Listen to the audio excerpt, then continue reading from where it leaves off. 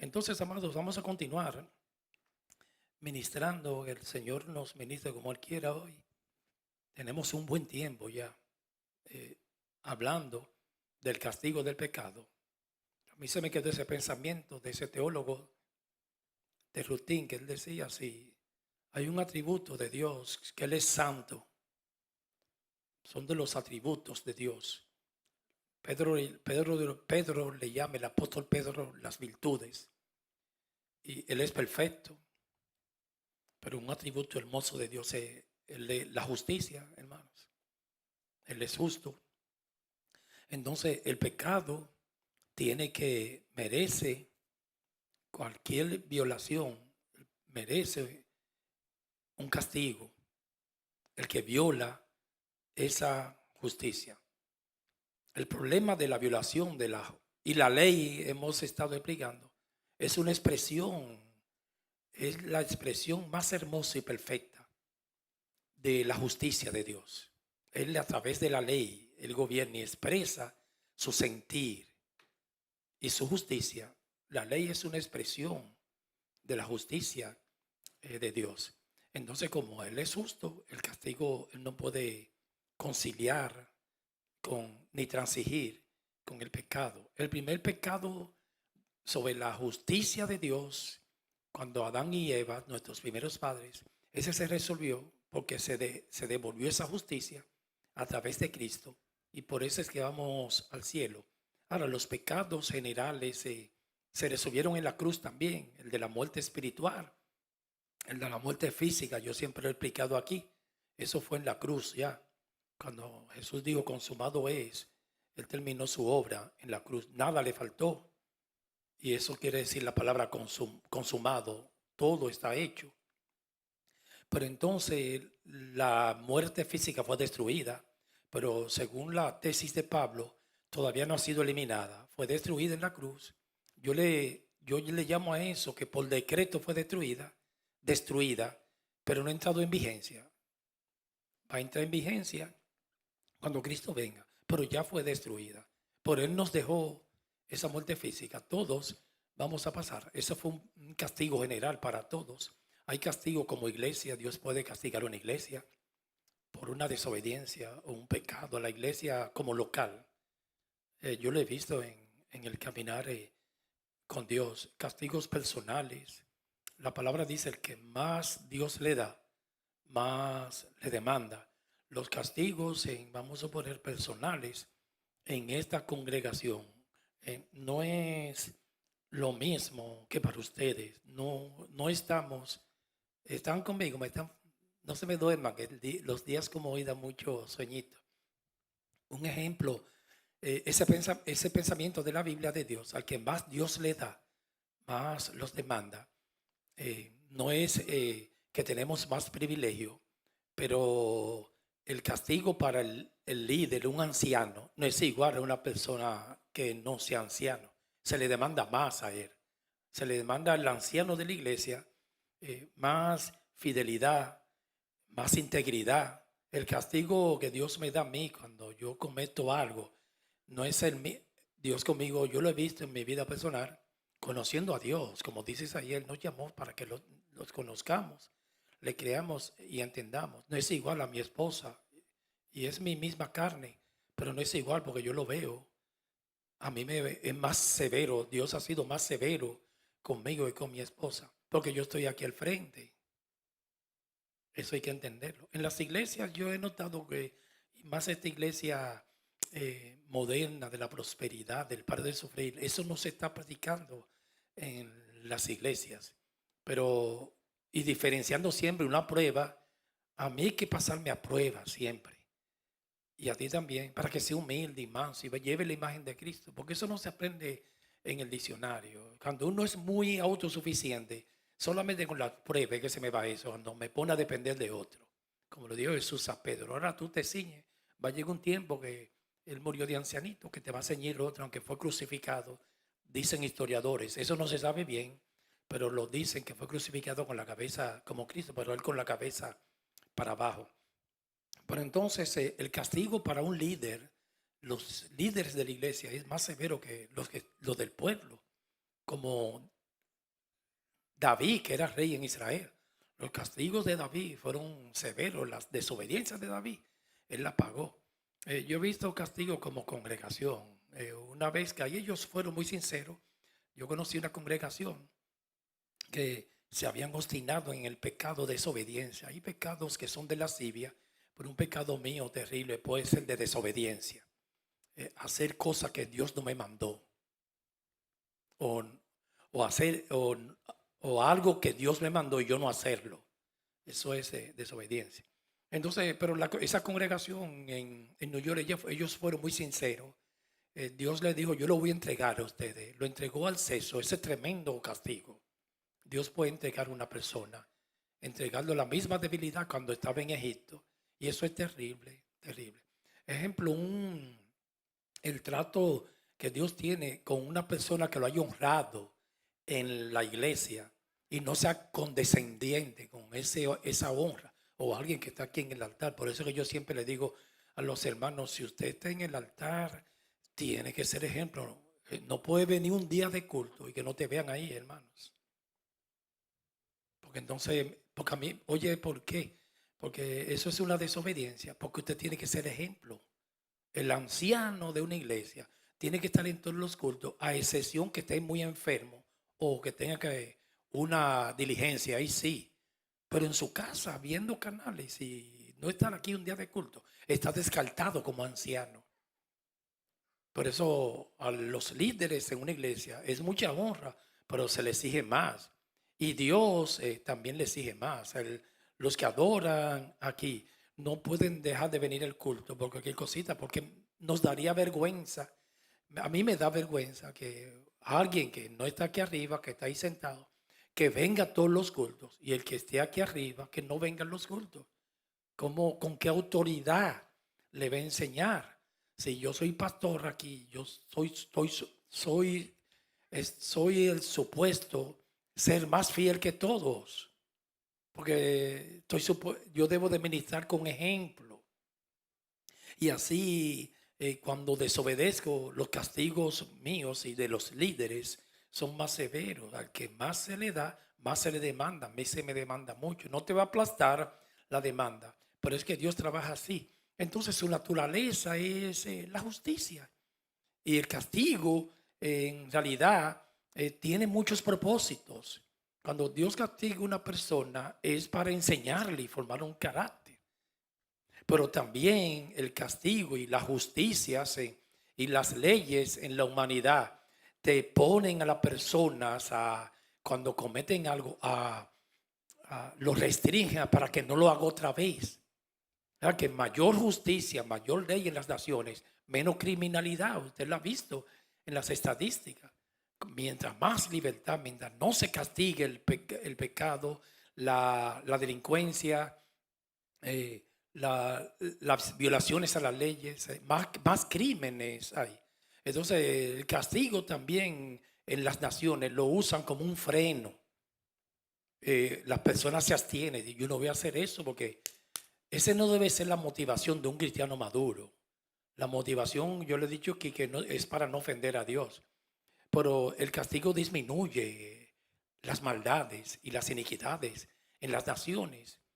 Entonces tiene esa función, pero la función número uno del castigo es reivindicar la justicia.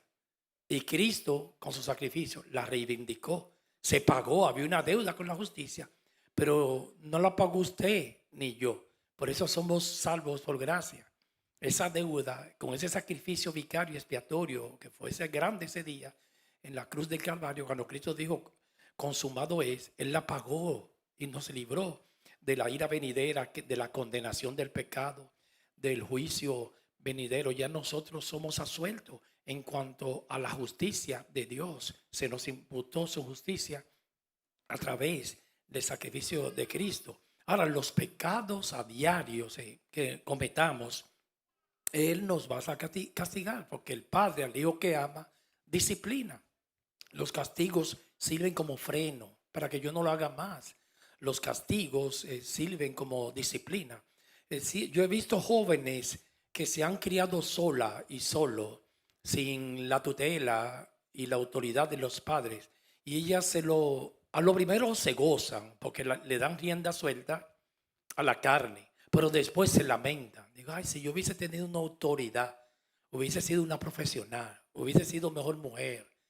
Pero mira ahora, alcohol, droga, estoy destruida, lascivia, concupiscencia. Y fue que no me pusieron freno.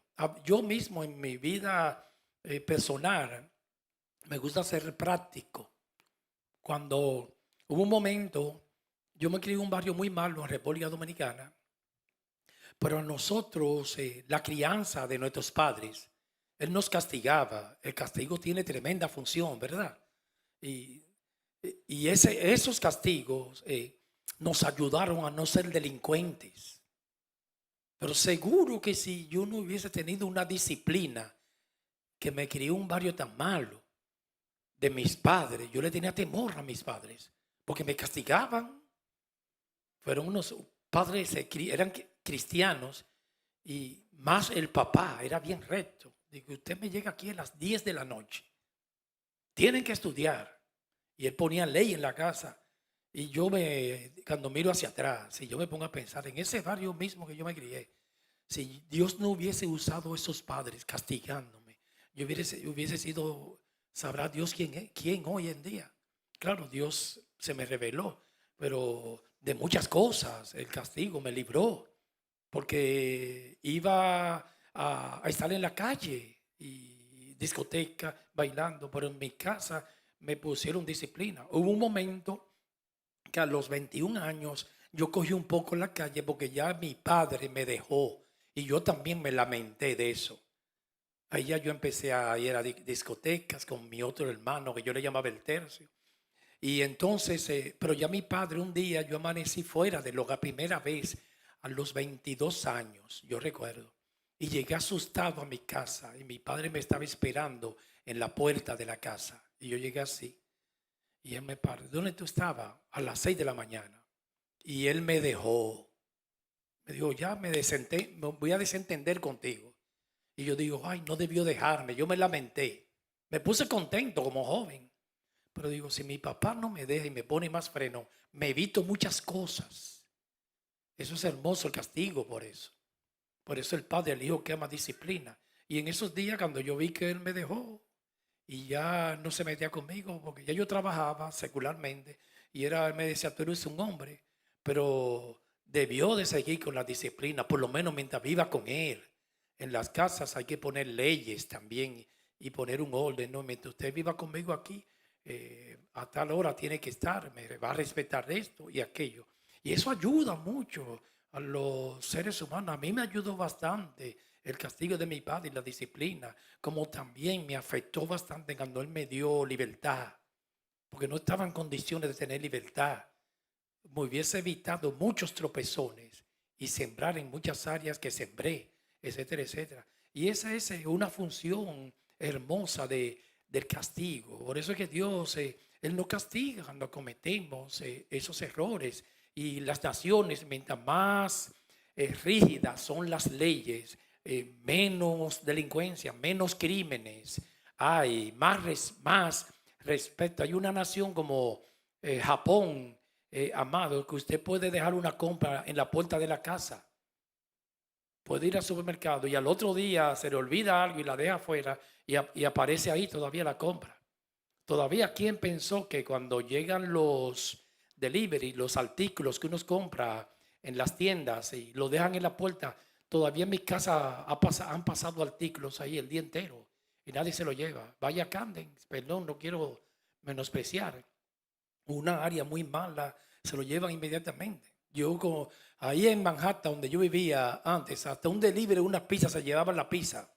Si te dejaban la caja de pizza ahí, se la llevaban en manos.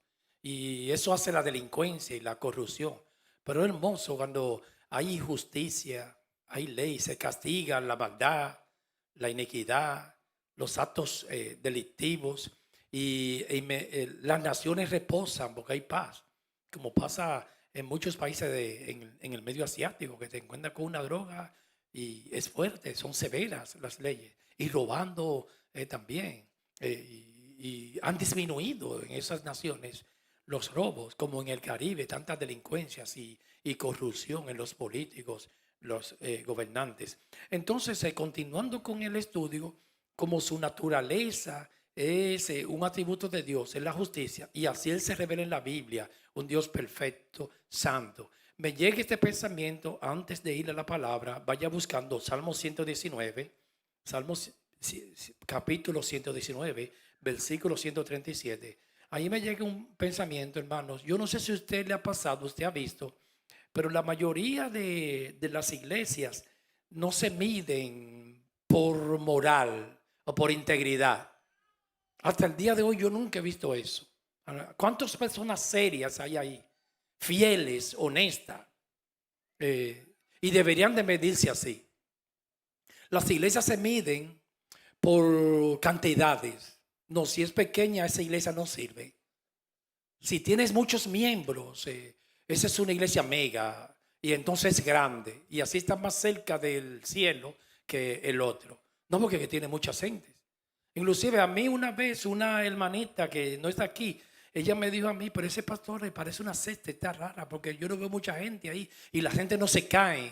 Porque así es que miden las iglesias. Aunque sea un adúltero, un corrupto, si hay muchos movimientos, la gente se cae, porque ellos le llaman eso unción. Eso no es unción, hermanos. Y si la iglesia está llena, hay mucho ruido, ahí está Dios. No, puede ser que esté Satanás mejor. Porque donde Dios está es en la integridad. Santiago capítulo 1 versículo 20 dice: la justicia de Dios no opera en la ira del hombre. Entonces, en la escala de valores, como se mide la iglesia, debe ser por la moral. ¿Cuál tiene más santidad? ¿Cuál es más íntegro? Así es que se mide un hombre, no por los dones. Satanás fue el ángel querubín de más dones. No por la belleza, se mide por la seriedad. Y así es que se debe de medir. Y no se mide hoy en día así. Yo nunca lo he visto. El ministerio por la integridad. Ese ministerio y esa gente son íntegras. Son honestas. Así no se miden. Se miden cuánto dinero tiene en el banco. Cuántas personas tiene. Y wrong way. Un camino equivocado. Las iglesias hay que medirlas por el grado de integridad que tenga esa congregación. Si el pastor es íntegro, es honesto, es leal. Si las hermanas son íntegras, son transparentes, honestos. Y si es así, entonces eso se llama unción del Espíritu. Así que trabaja la unción. Esa mujer tiene unción porque es muy honesta. Ese hombre tiene unción del Espíritu Santo. La unción del Santo de Jesucristo, porque es honesto, es íntegro. Y eso yo no lo escucho en las iglesias. A veces yo he estado en tiempos atrás en reuniones pastorales. Lo primero que me pregunta: Reynoso, ¿cuántos son ustedes? ¿Cuánto tú ganas? Te da la iglesia. ¿Cuánto entra mensual? Así es que la miden. Como es un reino de aquí, terrenal. ¿Cuánto dinero tiene en el banco? ¿Y de qué tamaño es tu iglesia? Ellos a veces se mofan del otro. Si tú ves la iglesia mía, qué imperio. Carne y sangre, hermanos. Las iglesias no se miden. Si no se miden, si tienen el corazón del Creador, el respeto a Dios y el amor a Dios, y qué tan íntegra es. Y así que yo mido los hombres. Yo trabajo con las personas y confío mucho en ellas. Es de acuerdo a su integridad. A mí nunca en mi vida pastoral, yo no se lo digo a nadie personal, pero nunca, hermanos, me ha gustado trabajar con un hombre ambivalente, con un EKG, ¿sí? Electrocardiograma, un hombre que cambie de humor y una mujer, porque no se puede confiar. El hombre de doble ánimo es inconstante en todos sus caminos y tú no le puedes dar ninguna responsabilidad, porque el mañana, si está de mal humor, va a cambiar. No viene a la iglesia, se pone así. Nunca se puede confiar una persona de doble ambivalente, de doble ánimo. Yo siempre observo lo primero antes para un liderazgo, una iglesia, que sea íntegro, que ame mucho a Dios, y después que sea una persona, aunque hayan días difíciles, van a haber días que tú vas a venir aquí destruido, de mal humor, sin ánimo, pero va a estar ahí y casi ni nadie se va a dar cuenta.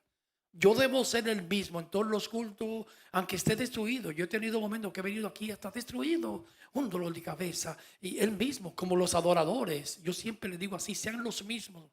Si hay gente o no haya, la misma fluidez e intensidad de la adoración, que nadie le reste el culto, porque el culto es para Jehová, el culto no es para las gentes, es para Dios, donde se reúne el cuerpo de Cristo para magnificar y exaltar el nombre del Cordero. Entonces una persona que cambia de color como el camaleón, un día está bien, otro mal, no se puede trabajar con una persona así. Y eso los pastores no se lo dicen a la gente, pero yo lo observo cuando alguien es constante, digo, no, esta persona es muy variable. Un electrocardiograma cambia mucho. El día que está muy cómodo, te pasa las manos, ay, que nadie, ustedes son los mejores. La última Coca-Cola del desierto. El día que está mal, todo el mundo es el diablo. Y no se puede trabajar con una gente así. A mí me gusta ver la gente constante. Sí, que uno se desanima, que va a llegar el momento que no va a tener ánimo de nada, pero que mantenerte haciendo tus cosas siempre ahí. Va a llegar a la iglesia destruido, pero siempre haciendo lo que Dios te mandó a hacer. Y se puede trabajar con una persona, se le puede dar responsabilidad. Una persona así, se le puede dar responsabilidades, etcétera, etcétera. Pero de doble ánimo, eso es un peligro. Porque el día que amanece de mal humor, hasta ahí llegó todo. No se puede. En las iglesias hay personas muy constantes y perseverantes, que siempre son los mismos. Hay otros que son de doble ánimo. Lo dijo Santiago, el hombre de doble ánimo es inconstante en todo su camino y no se puede confiar en él. Entonces, como Dios es perfecto, el Salmo 119, Salmo capítulo 119, versículo 137.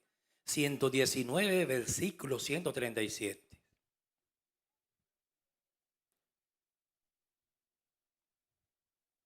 Justo eres tú, por eso es que tiene que castigar. Él es justo. Entonces, toda injusticia, Él tiene que castigarla, porque esa es su naturaleza.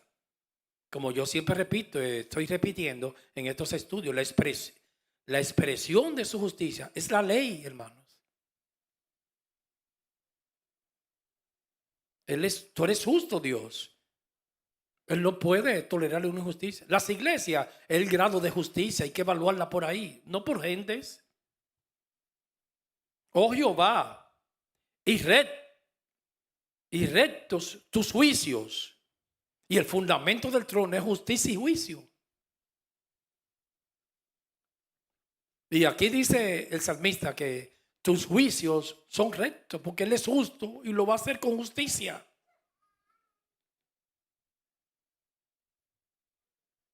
Jeremías capítulo 9, versículo 23. Jeremías capítulo 9, versículo 23. Jeremías 9, 23. A mí me gusta mucho ese texto. Desde que yo lo leí, se me quedó en el corazón. A veces salmeando lo he dicho, pero me gusta bastante. Jeremías, uno de los profetas mayores. Los teólogos le llaman a Jeremías, que fue el profeta del sur. Recuerde que en el 930, antes de Cristo, se dividió el reino, el norte y el sur. El reino del norte desapareció en manos de los asirios. 720 en el 930 se dividió. En el 720 desapareció el reino del norte. Años después, en el 601, 3 invasiones de Nabucodonosor, 597, 586, se desapareció el reino del sur. Los dos desaparecieron. En el reino del norte la capital era Samaria, habían 10 tribus. En el reino del sur su capital era Jerusalén. Habían 2 tribus, Judá y Benjamín. Todavía ahí dicen que las 10 tribus del reino del norte hasta el día de hoy de que no aparecen. Las 2 tribus son esos judíos que están ahí, dicen. Pero yo creo que están todos mezclados, las 10 con las 2. Porque en el sur habían 2. Se llamaba Judá. El del norte se llamaba Efraín, su capital era Samaria.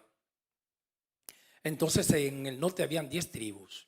Recuérdense que eso fue cuando Jeroboam se quedó como rey del norte y Roboam como rey del sur. Cuando usted esté leyendo Samuel y los reyes, siempre tiene que buscar un comentario para ubicar la historia, a ver ese profeta, porque cada reino tenía profeta. Habían profetas que eran bilaterales, del norte y del sur. Isaías le profetizó al reino del norte y también al reino del sur.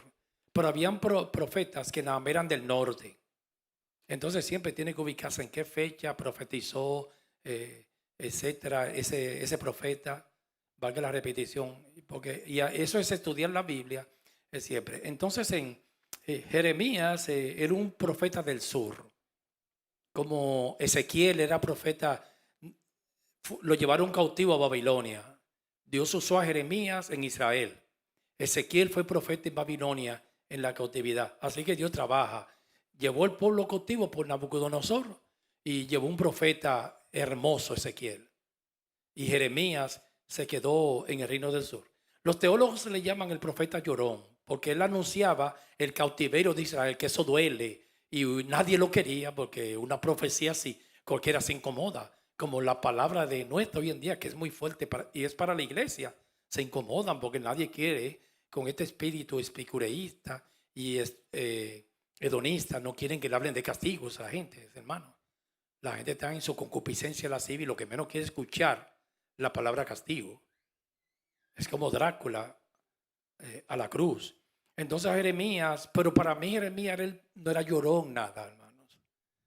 Jeremías lo que sufría sí y tenía dolor, porque él era profeta de Jerusalén, de Israel, de Judá. Pero él no quería que el pueblo fuese cautivo. Ese es el espíritu del profeta. El Señor a ti como profeta te puede decir, yo voy a castigar a la iglesia. Digo, Señor, tenga misericordia. Es el espíritu del profeta. Por eso es que Samuel era Moisés era un intercesor. El intercesor no puede pedir venganza ni juicio. Ni destrúyelo. David nunca hizo eso, ni Moisés. Moisés era el caudillo de Israel. Y llegó un momento que Dios se le apareció a Moisés. Y Dios le dijo, así mismo dice la Biblia, hermanos. Este pueblo me es duro, quiere que te lo quite todos. Porque Dios trabaja con el líder. Siempre Dios trabaja con el líder. Sí, que sea conforme al corazón de Dios. Un líder íntegro y que ame a Dios, se puede trabajar con él. Entonces Dios dijo, si tú quieres yo te elimino este pueblo. A Moisés, hermano, y te doy uno nuevo. Y hubiese sido un líder de esto de hoy en día, que yo lo veo en la televisión. Destrúyelo, me hizo algo. Yo no he visto a nadie que me haya ofendido a mí y me haya hecho daño. Todos andan en silla de ruedas. Ese no es líder, hermano. Lo gobierna la ira y la venganza, los complejos, el resentimiento. Es una emoción peligrosa que me lleva a un hoyo muy oscuro y un agujero sin fondo. Entonces un líder así, yo escuché un día un líder a mí, todo diciendo en una iglesia, un domingo por la mañana, todo el que me ha hecho daño, un día yo me estaba quejando con Dios, Dios, ¿y qué pasa con tantas personas que me han hecho daño a mí? Y tú no le bajas las manos. Entonces Dios le dijo, él dijo eso públicamente, amados. Dios le dijo a él, ¿tú te recuerdas a fulano, el que te hizo daño? Vete a ver dónde está. Se murió. ¿Y a qué? No ha habido uno que se haya puesto contigo, que le haya ido bien. Ese no es líder, hermano. Ese es el espíritu de Satanás. El líder de verdad, hermano, es como Esteban, que lo apedreaban a los verdugos. Y él dijo, Señor, el mismo espíritu de Cristo, perdónalo. No le tome en cuenta ese pecado. El líder es Cristo en la cruz. Señor, perdónalo. Ahora, pero si a ti o a mí, hermano, destrúyelo. Porque yo no sé tú, pero a veces yo he visto personas que a mí me ha salido como, Señor, esos líderes, como este mismo de Rusia, a veces uno le sale una espinita, como, ay, ¿qué es lo que hace ese hombre vivo? Pero no, hermano, es que Dios es misericordioso. Y un hombre con el corazón de Dios, como estos líderes modernos de ahora, de estas iglesias mega. Así es que hablan, hermano. El que se mete conmigo, Dios lo destruye. El líder no habla así. Un líder habla la verdad, sí. Habla de juicio, pero está lleno de amor. Y Moisés, ¿qué le dijo cuando Dios le dijo que iba a destruir el pueblo? ¿Qué le dijo? Tremendo mediador, intercesor. No, Señor, no haga eso. ¿Qué van a decir los egipcios? Que lo sacaste del desierto para dejarlo morir. No, mejor quítame a mí. David lo mismo, pero mátame a mí. Yo fui quien censé el pueblo. Ellos no han hecho nada, mátame a mí. Ese es un líder. Que todos los dardos se le peguen a él y al pueblo que no le pase nada. Entonces el espíritu de un líder de verdad y con el corazón de Dios era como Jeremías. Jeremías profetizó que venía un cautiverio para Israel, pero él lloraba, Señor, por favor, que no te lo lleves. 70 años, hermanos. Mire, hermano, ustedes, porque yo sé el testimonio de todos aquí, ustedes nunca en su vida, la mayoría, creo que todos, nunca han estado presos, detenidos en una celda, en barrotes de hierro, y cuando cierran esa puerta de noche y todo el día 2 y 3 policías ahí que no puede ni si, bueno, te dejan en algún sitio ahí para hacer tus necesidades, pero en esas celdas cuando alguien está preso, aunque sea por 2 días, amados, te cae una depresión.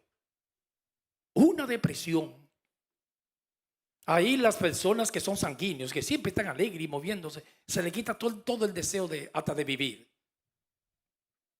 Yo recuerdo que cuando, yo puedo decir esto porque yo estuve preso en República Dominicana, que para ese tiempo yo tenía un afro así, y los que tenían afro, ese era un tiempo que había mucha persecución a los comunistas porque no querían que esa ideología, y nunca ha podido subir en Dominicana. Hay un poquito ahora, pero eso nunca ha podido imperar. Pero era que perseguían a los comunistas. Como yo tenía un afro, a mí de cualquier cosita me agarraban preso. Mira, comunista. Y ahora no, pero la acusación en ese tiempo más ofensiva era que te digan comunista.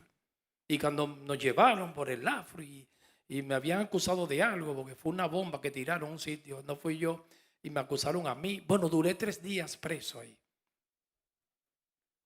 Entonces a mí nunca se me olvida que cuando estábamos a una depresión, hermano, llora, porque tú lo que ves es oscuridad, nada, ni la luz del sol entraba ahí. Y había un preso que, yo me recuerdo de eso, él era músico, allá en las calles, sabía de música, entonces él hizo con todos los presos que estaban ahí, él hizo un coro y hasta voces estaban montando con nosotros. Entonces por la mañana, porque ahí no hay nada que hacer, ahí nada más empezaba él se sabía una canción que era de esa de libertad, y él nos ponía a todos ahí, vamos a cantar el corito, el himno, la canción. Era una canción de un artista de los 80, de Leonardo Fabio, ¿qué se llama? Que se llama Quiero la Libertad. Y esa canción hablaba de alguien que está preso que quiere la libertad. Entonces él nos reunía a todos. Él me decía a mí, a la segunda ahí, Reynoso, la segunda, tú vas a hacer la alta. Quiero la bajita. El bajo, quiero la libertad. Entonces nosotros nos poníamos, él empezaba así, vamos, 1, marca, 1, 2 y 3. Quiero la libertad. Nunca se me ha olvidado esa canción. Yo no quiero pelear. Yo no quiero matar.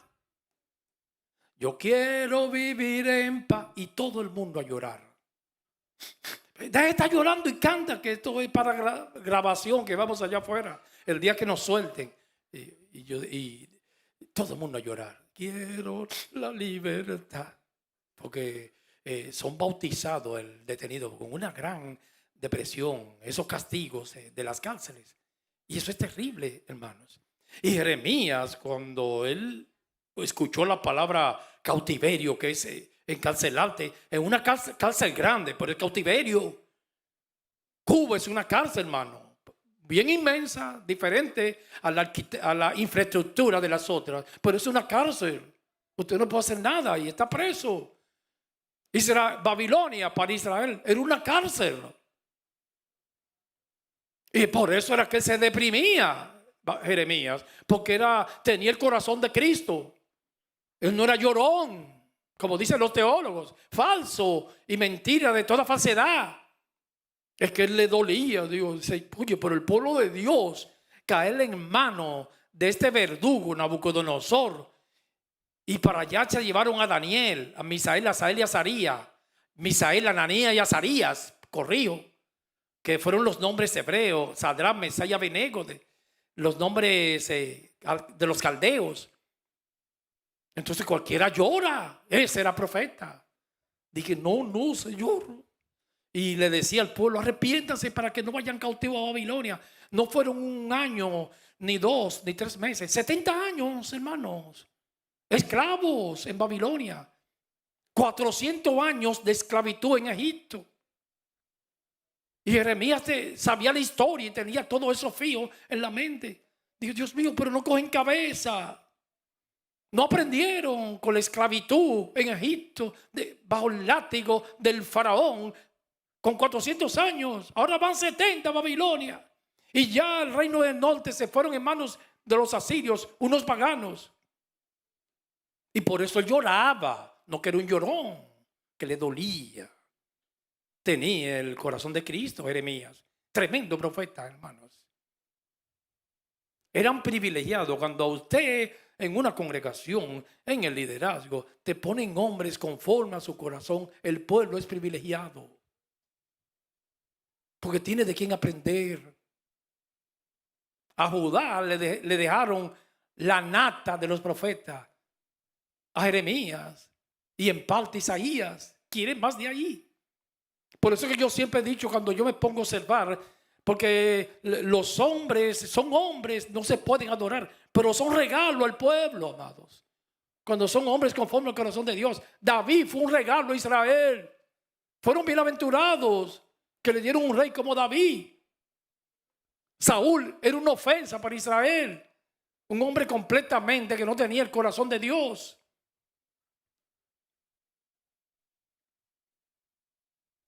Y cuando yo veo la iglesia de Éfeso, hermanos, que esa iglesia fue privilegiada. Fue unos generales que le pusieron, hombres humildes. Cuando yo digo generales, no soberbios, hombres que no amaban el dinero, que vivieron haciendo carpa como extranjeros y peregrinos en esta tierra. Y la iglesia de Éfeso le pusieron a Pablo, hermano, por un tiempo.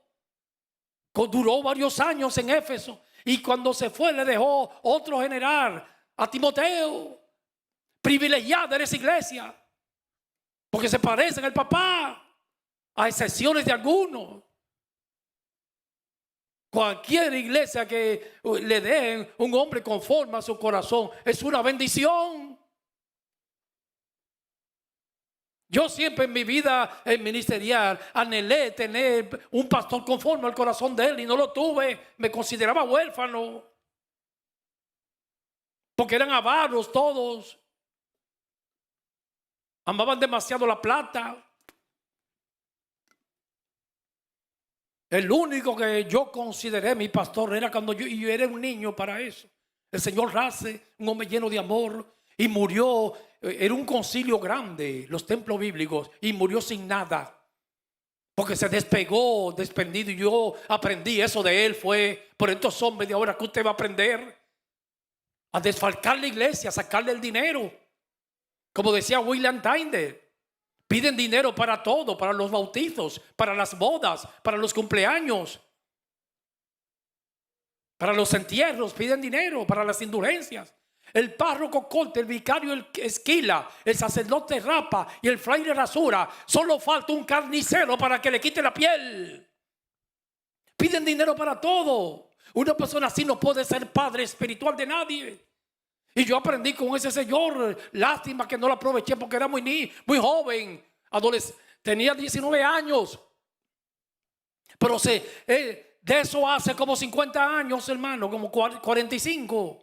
Y todavía yo no he podido quitarme eso de la mente para que usted vea lo que hace la piedad cuando alguien vive bien. Que eso se fíe en el corazón para toda la vida. Y eso se quedó sembrado en mi corazón. Un hombre que menospreció todas las cosas de este mundo. No amó el mundo ni las riquezas. Porque que se hace amigo del mundo, dijo Santiago, se constituye en enemigo de Dios. Y aprendí de eso, pero después aquí en Estados Unidos no pude encontrarlo. Un hombre que menospreciara el mundo, que lo amaban demasiado y apegado al dinero. ¿Y qué es esto? Y todo lo que hablaban conmigo eran cosas materiales. Te van a dar una casa del tamaño de esta manzana, te van a dar una iglesia del tamaño, una iglesia gigante, suntuosa y fastuosa. Va a tener dinero, reinoso. Eso es evangelio. Jesús le dijo a Pilato: mi reino no es de aquí. Si mi reino hubiera sido de este mundo, mis seguidores pelearían por mí. Pero mi reino no es de aquí, mi reino es de allá. Aleluya. El hombre de este tiempo, varón de Dios, tiene que menospreciar el oprobio, no estar apegado a nada de este mundo, como Job, que dijo: desnudo vine a este mundo y desnudo volveré. Jehová dio, Jehová quitó, sea su nombre magnificado y bendito. No puede estar apegado a nada aquí, hermanos. Eso fue el problema de la mujer de Lot, que su corazón se quedó en Sodoma y se convirtió en una estatua de sal. Jeremías 9:23 dice: así dijo Jehová, no se alabe el sabio en su sabiduría, no te alabe en eso, que eres inteligente o soy, ni en su valentía se alabe el valiente, ni el rico se alabe en sus riquezas, mas alábese en esto el que se hubiere de alabar. ¿En qué que te debe de alabar? Así que se debe analizar la iglesia de hoy en día, en entenderme. Como dijo Isaías: te llamé para que me conozca, me cree y me entienda. En conocerme. Y el que conoce a Dios se parece a Él. Que yo soy, ahí te debe de alabar, en entenderme y conocerme. Que yo soy Jehová, que hago misericordia, justo y misericordioso, y juicio, porque esa es su naturaleza, y justicia en la tierra, porque estas cosas quiero, dice Jehová. Leí en la Reina Valera. Yo lo voy a dejar hasta aquí. El Espíritu Santo me dice que ya el Señor nos dio lo que necesitábamos. Es bien temprano, para no irnos muy tarde. Oremos, amados. Señor, en el nombre de Jesús, muchas gracias por tus consejos. Muchas gracias. Escríbelo en nuestros corazones. Yo fui el primer ministrado, el que menos pensaba que tú no ibas a hablar así tan efusivo, tan fuerte, era yo, porque ni siquiera estaba físicamente, me sentía como el ánimo supuesto. Por eso que yo digo que no fui yo, esa es la unción del Espíritu, porque en mi mente humana era imposible que iba a ministrar de esa manera. Eso fuiste tú. Y muchas gracias por tus enseñanzas. La recibimos, Padre, en el nombre del Padre, del Hijo y del Espíritu Santo. Ahorita más adelante, llévanos bien a nuestros hogares. En el nombre de Jesús. Amén. Vamos a